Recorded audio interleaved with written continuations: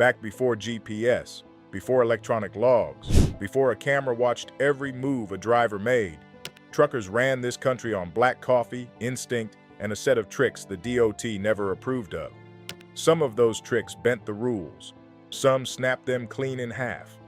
And ask any driver who ran those roads, and he'll tell you with a grin that a surprising number of them still work today. So pour yourself a 100-mile cup of coffee, because we're counting down 25 of them all the way to the one trick that mattered more than every other combined. Number 25. The bread bag mirror trick. On a January morning in Minnesota, a frozen West Coast mirror could cost you 20 minutes of scraping before sunrise. So old drivers raided the kitchen. They pulled plastic bread bags over both mirrors at night, held on with a rubber band, and peeled them off frost-free at 4 in the morning while the guy parked next to them chipped ice with a credit card. Was it illegal?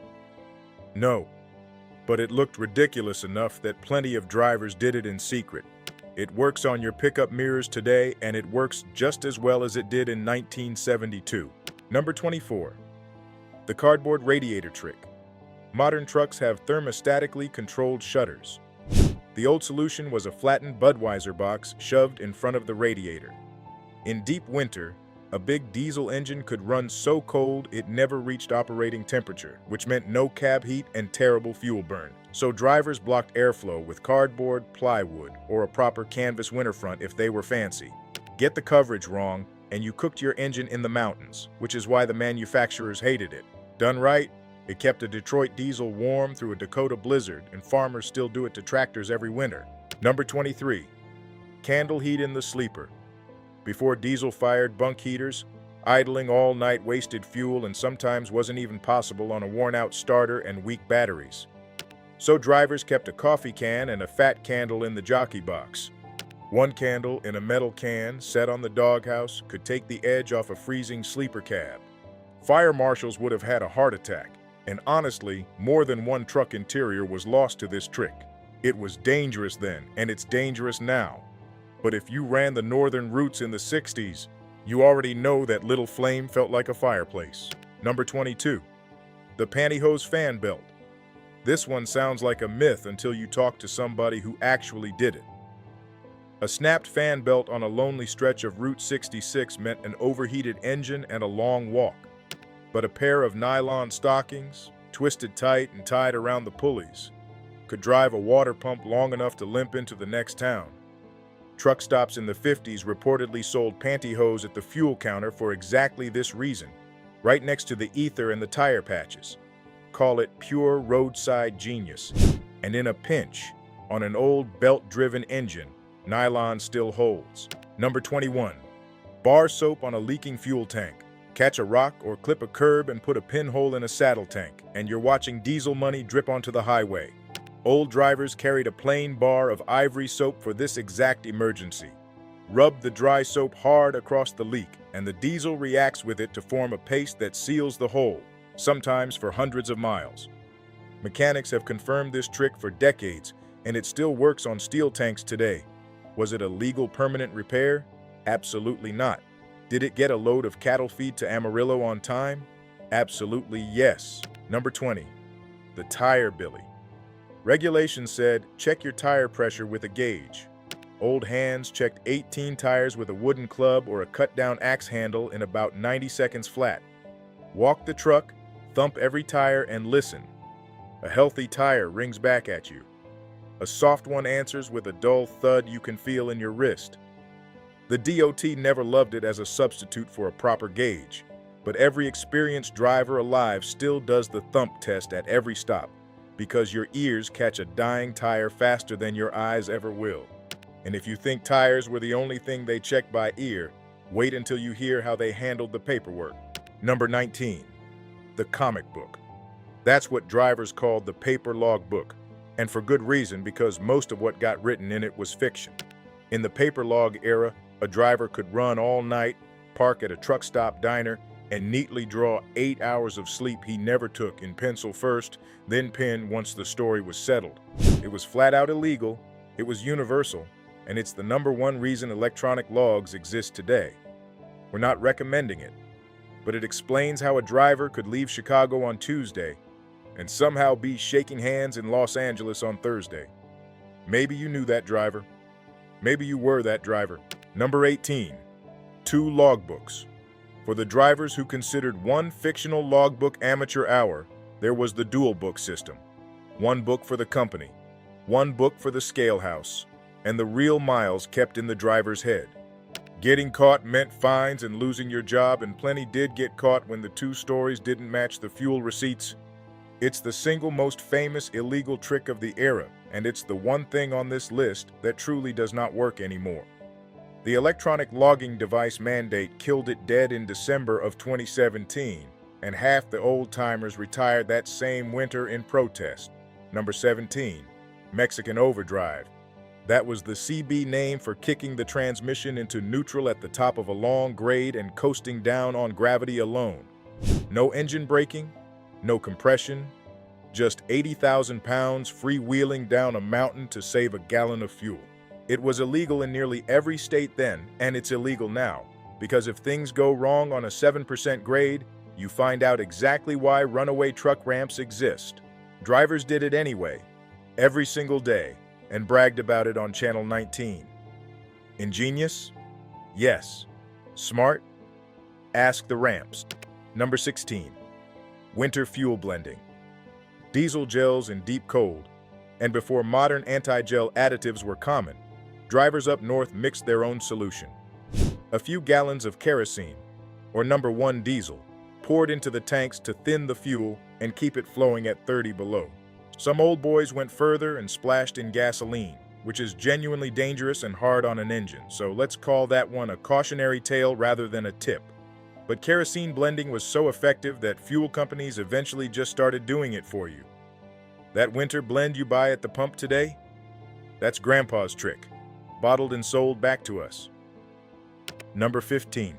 Ether in the intake. Cold morning, dead cold diesel, weak batteries, and a load that has to move. The old answer came in a spray can of starting fluid, a quick shot of ether into the air intake while a buddy cranked the engine. Manufacturers warned against it because too much ether on a preheated engine could crack pistons and bend rods, and plenty of engines died exactly that way. But used sparingly on an old mechanical diesel, it woke the dead. Drivers guarded their can of ether like gold all winter, and farm shops across the Midwest still keep one on the shelf. Number 14. Cooking on the engine. Restaurant food cost money, and money was for the house payment. So drivers wrapped a can of beans or a foil-packed burrito in 3 layers of aluminum foil, wedged it against the exhaust manifold, and let 300 miles of Interstate 80 do the cooking. There were entire unwritten recipes for this. A roast took about 200 miles. Hot dogs were done by the second rest area.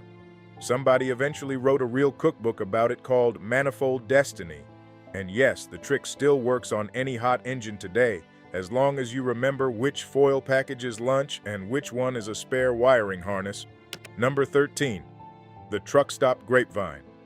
Before the internet, there was the counter at the Iowa 80 in Walcott, the one they call the world's largest truck stop, and it was faster than the internet. Which scale was open? Which bridge was iced? Which dispatcher was shorting drivers on miles? Which diner waitress would keep your coffee full while you slept in the booth for 20 minutes? All of it moved driver to driver over pie and cigarettes. No app has ever fully replaced it, and if you walk into a real truck stop today and ask about the road ahead, that grapevine is still alive. It just has more gray hair now. Number 12. The chicken coop shuffle. Chicken coops, that's what drivers called way stations, and beating them was practically a sport. Old hands memorized which coops closed at 6, which ones never opened on Sundays, and exactly which farm roads and state routes slipped around the ones that never closed at all. Running heavy around a scale was illegal, expensive when it failed, and extremely common. The CB made it a team effort, with southbound drivers reporting open coops to northbound traffic in real time. The scales fought back with portable units on the back roads, and the game just kept evolving. It never really ended. It just went digital. We're about to get into the Smokies, the convoy, and the tricks that took real skill behind the wheel. If you're enjoying this ride back down the old road, hit subscribe because we dig into Golden Age trucking every single week. Now, back to the countdown. Number 11. Sliding the tandems. Sometimes a truck came across the scale legal on total pounds and still illegal on one axle group, all because of where the weight sat. So drivers learned to slide the trailer tandems and the fifth wheel like chess pieces, shifting thousands of pounds from one axle to another to squeak across a scale that would have red-lighted them a foot of adjustment earlier. And this one was never actually against the law. It was pure skill wearing an outlaw's hat, and it's still one of the most valuable skills a driver can have today. Number 10. The Bear Report. On the CB, a police officer was a bear, a smoky, a county mountie if he was local, a bear in the air if he had a plane clocking traffic, and Channel 19 was a live, nationwide bear tracking network decades before any phone app existed. A driver rolling past a speed trap keyed up and told everyone behind him exactly where the bear was sitting, down to the mile marker and the billboard he was hiding behind. Using a radio was perfectly legal. Using it to help 1,000 strangers avoid tickets was the gray area, and it worked so well that some states genuinely tried to fight CB culture in court. They lost. And when the government pushed even harder, drivers answered with something so big it got its own hit record. Number 9. The Convoy. When the 55-mile-per-hour national speed limit hit in 1974, drivers answered with formation driving. A front door, a back door, and everybody in the rocking chair between them, running nose to tail so the lead truck spotted bears and the trailing truck watched the rear. It saved fuel through drafting, it shielded the middle trucks from radar, and it turned into a genuine cultural phenomenon. C.W. McCall's song Convoy went all the way to number 1 on the charts, and 4 years later Sam Peckinpah turned it into a movie with Chris Christopherson behind the wheel. Tailgating at that distance was illegal then, and it's illegal now, but the brotherhood behind it, drivers covering for each other mile after mile, that part was real, and old drivers still talk about it like church. Number 8. Headlight language. There was an entire silent vocabulary on the highway, and it started with the merge flash.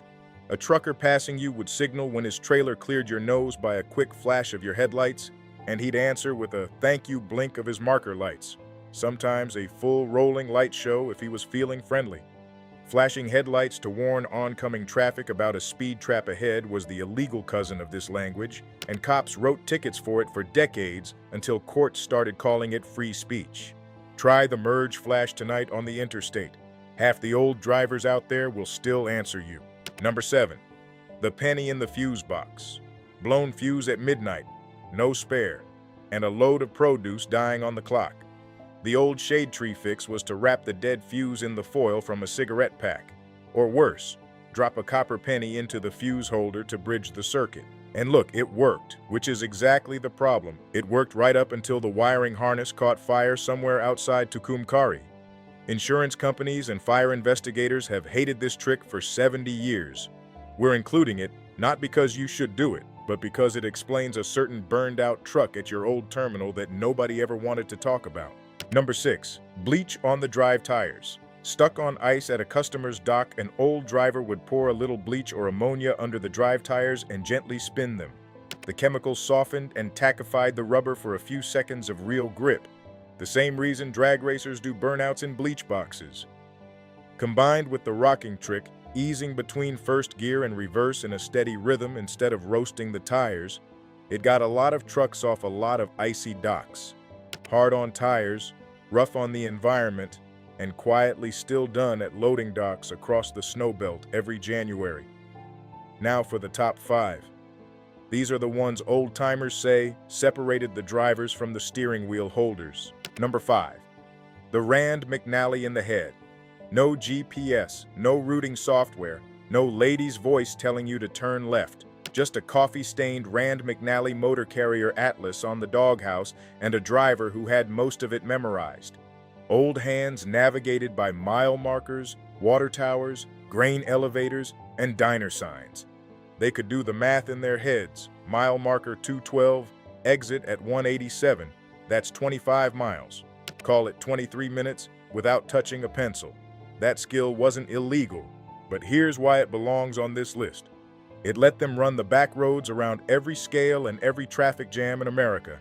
And the drivers who still carry the Atlas today are the ones who never get lost when the phone signal dies. Number 4, the handshake load.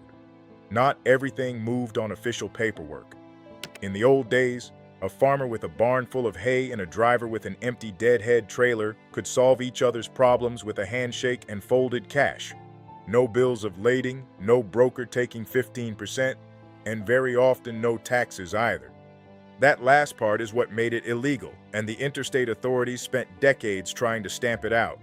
We are not suggesting you run cash freight, but the spirit of it, cutting out the middleman and dealing straight with the person whose freight it actually is, that's exactly what the best independent operators still chase today. Number 3, sleeping sitting up. Hours regulation said rest happens in a sleeper berth. Reality said the load delivers at 6 in the morning, 400 miles from here. So drivers mastered the art of the seat nap. 20 minutes stretched across a bench seat at a rest area, boots on the dash, hat over the eyes, and back rolling before the coffee got cold. Team drivers took it further, swapping seats at fuel stops so the truck itself never actually rested. Was it legal under the hours rules? Mostly no. Is the 20-minute power nap now backed by actual sleep science? Completely yes. Grandpa was doing research before the researchers were born. Number 2, fixing it with what's on the truck. Baling wire on a hanging exhaust pipe. A radiator hose patched with electrical tape and a soup can split down the side. Vice grips standing in for a broken door handle for 3 straight years. The old generation treated a breakdown as a puzzle, not an emergency, because the nearest dealer was 200 miles away and charged like a hospital. Plenty of these fixes would fail a modern DOT inspection in about 4 seconds, and that's fair.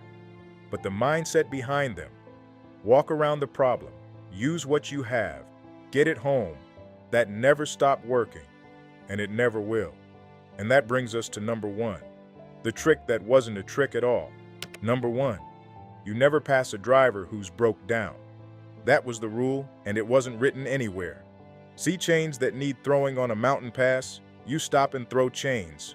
See flares behind a trailer at 2 in the morning? You pull over and ask what he needs. See a hitchhiking driver walking a fuel can down the shoulder? You're already slowing down. Some companies actually discourage this because stopping cost time and time was money, which is the only reason it earns a spot on a list of things drivers did, whether the rules liked it or not. Every trick before this, one kept a truck moving. This one kept the whole road moving. And when old drivers say trucking used to be better, this is what they're really talking about. So that's all 25, and the honest scorecard reads like this. The comic books are gone, the coupes went digital, and a candle in the sleeper was always a bad idea. But the thump of a tire billy, a bread bag on a frozen mirror, a flash of the headlights to bring a stranger over, and a truck pulled onto the shoulder behind somebody having the worst night of his week. All of that still works, because it never depended on the rules in the first place. It depended on the drivers. If you ran those roads, or you learned at the elbow of somebody who did, tell us in the comments which of these tricks you actually used, and which ones we missed, because there's no way we found them all. And if this brought back the smell of diesel and diner coffee, subscribe, because next week we're covering the truck stops of the 1970s, the legendary ones that are gone now, and the handful that are somehow still open. See you on the flip side. We're down and gone.